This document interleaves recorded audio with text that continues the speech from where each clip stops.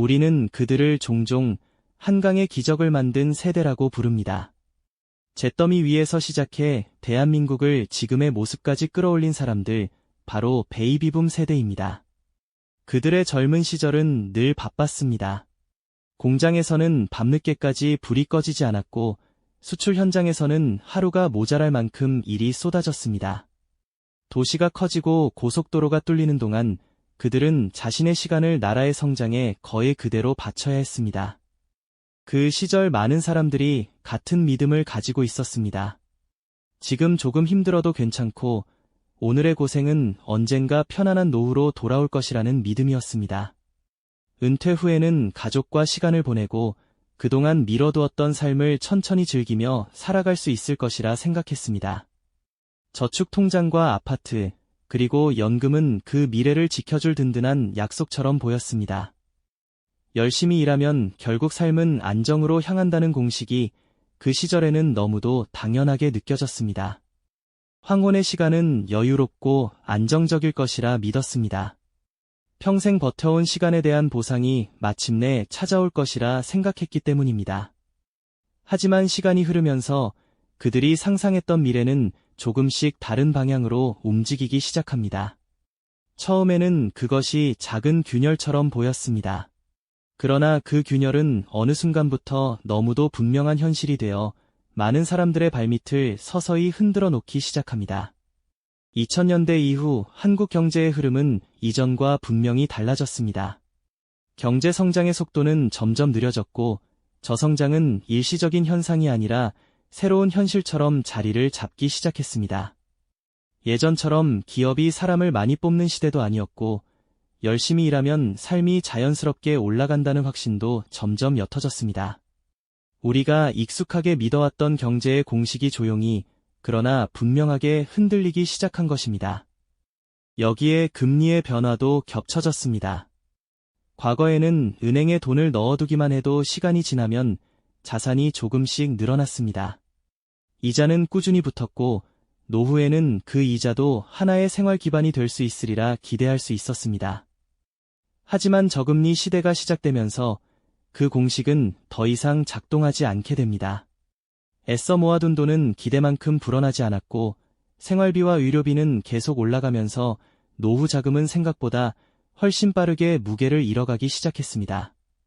그리고 바로 그때 또 하나의 거대한 변화가 모습을 드러냅니다. 바로 고령화였습니다. 은퇴하는 사람은 계속 늘어나는데 그들을 떠받쳐야 할 경제 구조는 오히려 더 무거운 부담을 안기 시작했습니다. 그때부터 사람들은 조용히 연금이라는 제도를 다시 바라보기 시작합니다. 과연 이 연금이 끝까지 유지될 수 있을까? 내가 받을 몫은 충분할까?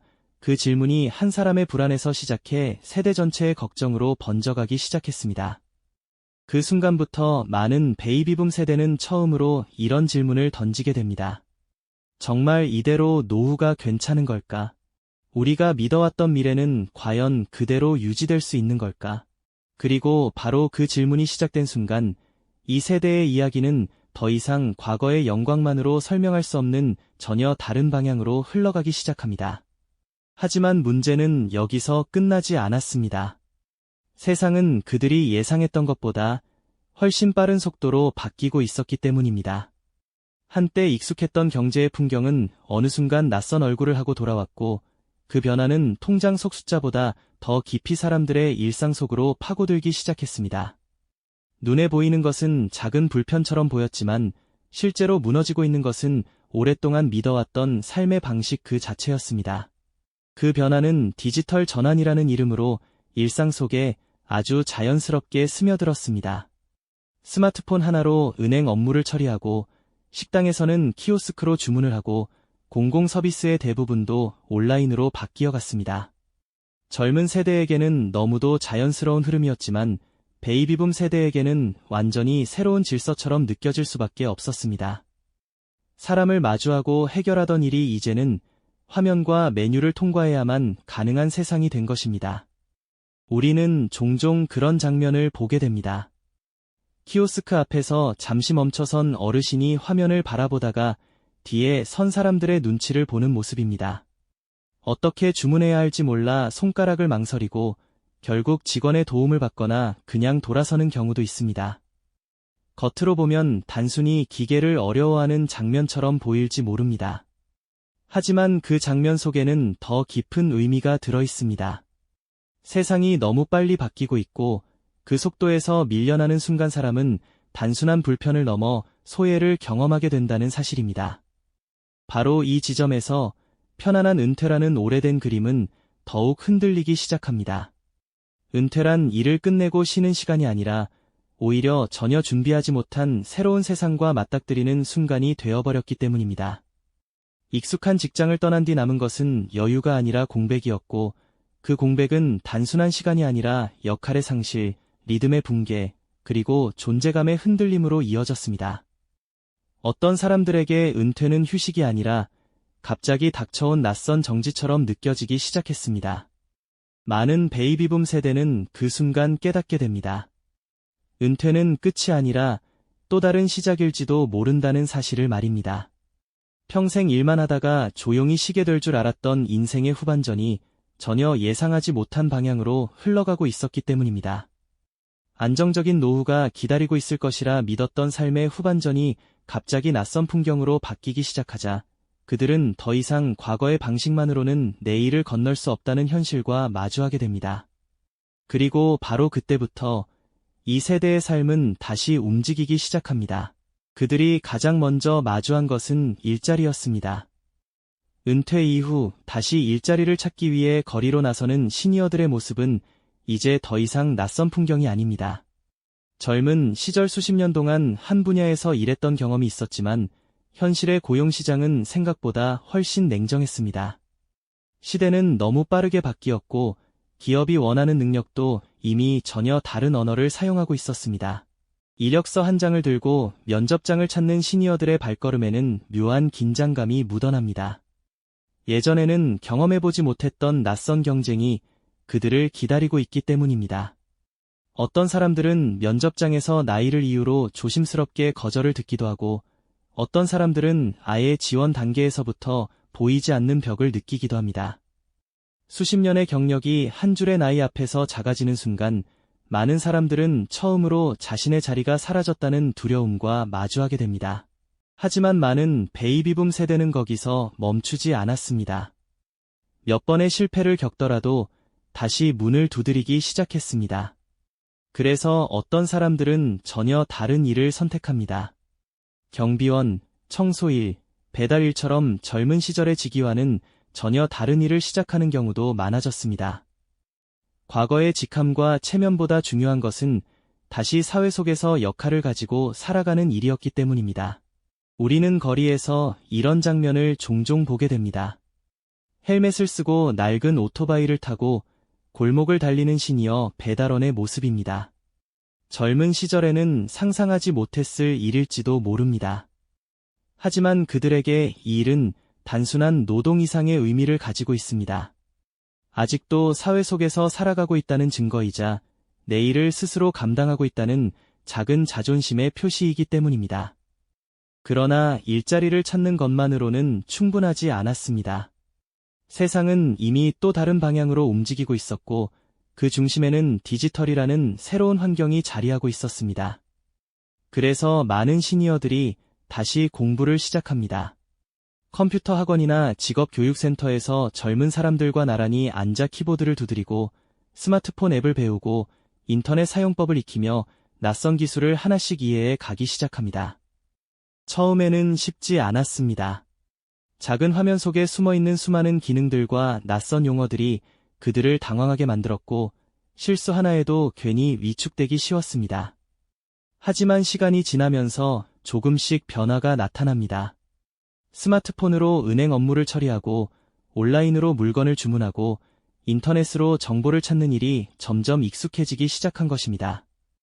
어떤 사람들은 여기서 멈추지 않고 직접 유튜브 채널을 만들거나 온라인 쇼핑몰을 운영하기도 합니다. 젊은 세대만의 영역이라고 생각했던 디지털 세상에 조심스럽게 그러나 분명하게 발을 들여놓기 시작한 것입니다. 그리고 바로 이 지점에서 흥미로운 변화가 나타납니다. 처음에는 생존을 위해 시작했던 제도전이 시간이 지나면서 조금 다른 의미를 띠기 시작한 것입니다. 단순히 돈을 벌기 위한 일이 아니라 다시 삶의 역할을 찾는 과정이 되기 시작합니다. 여기서부터 베이비붐 세대의 이야기는 단순한 은퇴 이야기를 넘어 살아남기 위해 자신을 다시 재구성하는 이야기로 바뀌기 시작합니다. 시간이 지나면서 이 제도전은 단순한 생존의 문제가 아니라는 사실이 조금씩 드러나기 시작합니다. 처음에는 생활비를 벌기 위해 시작했던 일이었지만 다시 사회 속에서 자신의 자리를 찾는 과정이 되기 시작했기 때문입니다. 오랫동안 직장이라는 울타리 안에서 살아왔던 사람들이 은퇴 이후 다시 세상과 연결되면서 예상하지 못했던 감정을 느끼게 됩니다. 바로 아직 끝난 것이 아니라는 감각, 그리고 인생은 생각보다 훨씬 길 수 있다는 깨달음이었습니다. 어떤 사람들은 작은 가게를 열기도 합니다. 동네 골목에 작은 카페를 열고 하루 종일 커피를 내리며 사람들과 이야기를 나누기도 하고 오랫동안 미뤄두었던 손기술을 다시 꺼내 공방을 시작하기도 합니다. 목공, 공예, 수리 기술처럼 손으로 무언가를 만들어내는 일들이 은퇴 이후 다시 삶의 중심으로 돌아오는 경우도 있습니다. 손때 묻은 도구를 다시 잡는 순간 그들의 얼굴에는 피곤함과는 다른 종류의 활력이 번지기 시작합니다. 은퇴 이전에는 시간이 없어서 하지 못했던 일들이 은퇴 이후에야 비로소 시작되는 경우도 있습니다. 평생 마음속에만 품고 있었던 작은 꿈이 이제야 현실이 되는 순간이기도 합니다. 물론 창업과 제도전의 길이 늘 순탄한 것은 아닙니다. 예상보다 매출이 나오지 않기도 하고 새로운 환경에 적응하는 일이 생각보다 훨씬 버겁기도 합니다. 하지만 그럼에도 많은 시니어들은 쉽게 포기하지 않습니다. 어쩌면 그 이유는 이 세대가 이미 한번 거대한 시대의 변화를 통과해온 사람들이기 때문일지도 모릅니다. 잿더미 위에서 산업화를 만들어냈고 수많은 경제 위기를 지나며 나라를 다시 일으켜 세웠던 경험이 있기 때문입니다. 그래서인지 새로운 도전 앞에서도 쉽게 무너지지 않습니다. 오히려 익숙하지 않은 환경 속에서도 조금씩 자신만의 방법을 찾아가기 시작합니다. 그리고 바로 이 과정에서 또 하나의 중요한 변화가 나타납니다. 혼자서 버티는 것이 아니라 서로를 돕기 시작한 것입니다. 재취업 정보를 나누고 스마트폰 사용법을 가르쳐주고 창업 경험을 공유하는 새로운 커뮤니티가 온라인과 오프라인 곳곳에서 만들어지기 시작합니다. 과거에는 노인정이 중심이었다면 이제는 함께 배우고 함께 고민하며 함께 길을 찾는 또 다른 형태의 공동체가 생겨나고 있는 것입니다. 누군가는 키오스크 사용법을 알려주고 누군가는 일자리 정보를 전해줍니다. 누군가는 창업의 실패를 먼저 이야기해주며 다른 이의 시행착오를 줄여주기도 합니다. 작은 도움들이 쌓이면서 혼자서는 막막했던 길이 조금씩 윤곽을 드러냅니다. 바로 여기서 우리는 한 가지 중요한 사실을 보게 됩니다. 노년은 더 이상 조용히 물러나는 시간이 아니라 서로 연결되며 다시 삶을 설계하는 시간으로 바뀌고 있다는 사실입니다. 이렇게 보면 지금 우리가 보고 있는 장면은 단순한 노후의 풍경이 아닐지도 모릅니다. 한 세대가 다시 삶의 방식을 바꾸며 새로운 시대에 적응하고 있는 과정일지도 모릅니다. 그리고 바로 이 변화 속에서 하나의 질문이 떠오르기 시작합니다. 과연 우리는 노년을 어떻게 바라보고 있었던 걸까요? 정말 노년은 일을 마치고 조용히 쉬는 시간이라고만 말할 수 있는 걸까요? 오랫동안 우리는 노년을 인생의 마지막 장면처럼 생각해왔습니다. 일을 마치고 자녀들을 바라보며 남은 시간을 편안하게 보내는 것, 그것이 많은 사람들이 상상했던 이상적인 은퇴의 모습이었습니다. 하지만 지금 베이비붐 세대가 보여주는 현실은 조금 다릅니다. 그들의 노년은 멈춰있는 시간이 아니라 여전히 움직이고 있는 시간이며 끝나가는 장면이 아니라 다시 쓰이고 있는 장면에 더 가깝습니다. 이 변화는 단순히 개인의 선택만으로 설명되지는 않습니다. 한국 사회 전체의 구조가 조금씩 달라지고 있기 때문입니다. 과거에는 젊을 때 일하고 중년에 자산을 만들고 노년에는 연금과 가족을 기반으로 안정적인 삶을 보내는 구조가 비교적 분명했습니다. 직장과 연금, 그리고 가족이라는 세 가지 축이 자연스럽게 노후를 지탱해주는 시스템처럼 작동했습니다. 하지만 지금 그 구조는 더 이상 예전처럼 움직이지 않습니다. 사람들은 더 오래 살게 되었고, 경제는 예전처럼 빠르게 성장하지 않으며, 연금 제도는 시간이 흐를수록 더 큰 부담을 안고 있습니다. 기술의 변화는 우리의 삶의 방식 자체를 바꾸고 있고, 그 변화는 노년의 시간마저 다시 정의하게 만들고 있습니다. 그러다 보니 은퇴 이후의 삶은 더 이상 휴식만의 시간이 아니라 또 하나의 인생 단계처럼 바뀌기 시작했습니다. 그래서 요즘 많은 사람들이 말합니다. 이제 은퇴라는 개념 자체가 달라지고 있다고 말입니다. 예전에는 일을 그만두는 순간을 은퇴라고 불렀지만 지금은 그 이후에도 새로운 일을 하고 새로운 역할을 찾는 시간이 이어집니다. 어떤 사람에게는 두 번째 직업이 시작되기도 하고 어떤 사람에게는 처음 배우는 디지털 기술이 새로운 문이 되기도 합니다. 그리고 어떤 사람에게는 은퇴가 비로소 자신이 누구인지 다시 묻게 만드는 시간이 되기도 합니다. 바로 이 지점에서 베이비붐 세대는 가장 먼저 이 현실을 통과하고 있는 세대가 됩니다. 준비되지 않은 변화 앞에서 당황하기도 했지만 그들은 여전히 움직이고 있습니다. 다시 일을 찾고 새로운 기술을 배우고 서로를 도우며 조금씩 새로운 길을 만들어가고 있습니다. 어쩌면 이것이 이 세대가 우리에게 보여주는 가장 중요한 장면일지도 모릅니다.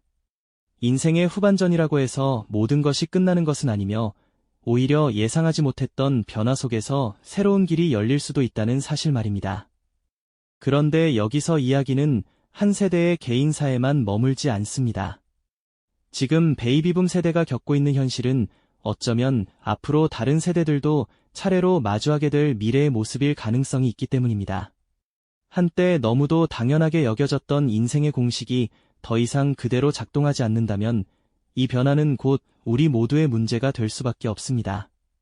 지금 이 세대가 가장 먼저 체감하고 있는 불안은 어쩌면 미래의 세대가 뒤따라 겪게 될 예고편일지도 모릅니다.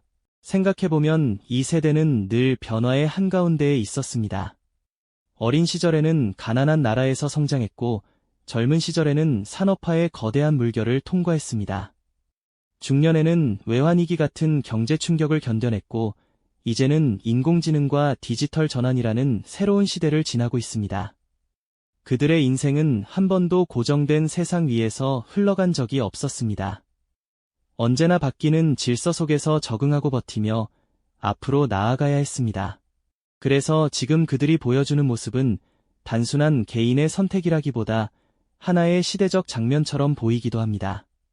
은퇴 이후에도 다시 일을 찾고 새로운 기술을 배우고 낯선 세상에 적응하려는 모습 말입니다. 때로는 서툴고 때로는 느릴 수도 있지만 그 속에는 쉽게 꺼지지 않는 의지가 담겨 있습니다. 사회가 바뀔 때 가장 먼저 그 변화를 체감하는 것은 결국 사람들의 삶이라는 사실이 그 장면 속에 또렷하게 드러납니다. 지금 베이비붐 세대가 겪고 있는 노후의 변화도 바로 그런 과정의 일부일지 모릅니다. 경제가 저성장으로 들어가고 사회가 빠르게 고령화되며 기술이 우리의 생활 방식을 바꾸는 흐름 속에서 노년의 모습도 함께 달라지고 있는 것입니다. 그래서 이제 우리는 조금 다른 질문을 해야 할지도 모릅니다.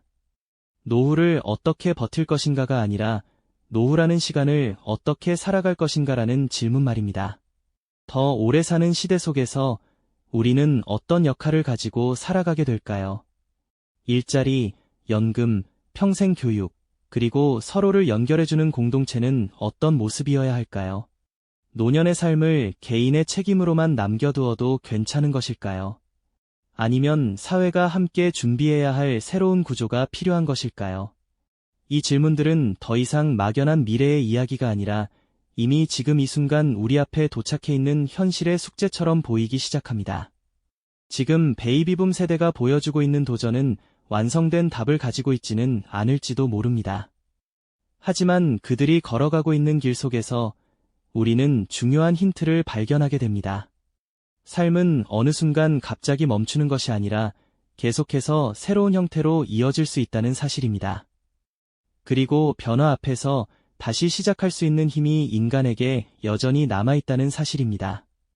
바로 그 점에서 이 세대의 이야기는 과거의 회고가 아니라 미래를 비추는 거울처럼 다가오게 됩니다. 그리고 결국 이야기는 다시 처음으로 돌아옵니다. 한때 한강의 기적을 만들었다고 불리던 그 세대의 이야기로 말입니다. 잿더미 위에서 시작해 산업을 일으키고 나라의 경제를 성장시켰던 사람들, 그들은 젊은 시절 거의 모든 시간을 일에 바쳤습니다. 가족을 위해, 미래를 위해, 그리고 더 나은 나라를 위해 쉼없이 달려왔습니다. 그때 많은 사람들은 믿었습니다. 지금 열심히 살면 언젠가 편안한 노후가 기다리고 있을 것이라고 말입니다. 하지만 시간이 흐르면서 세상은 예상보다 훨씬 빠르게 변했습니다.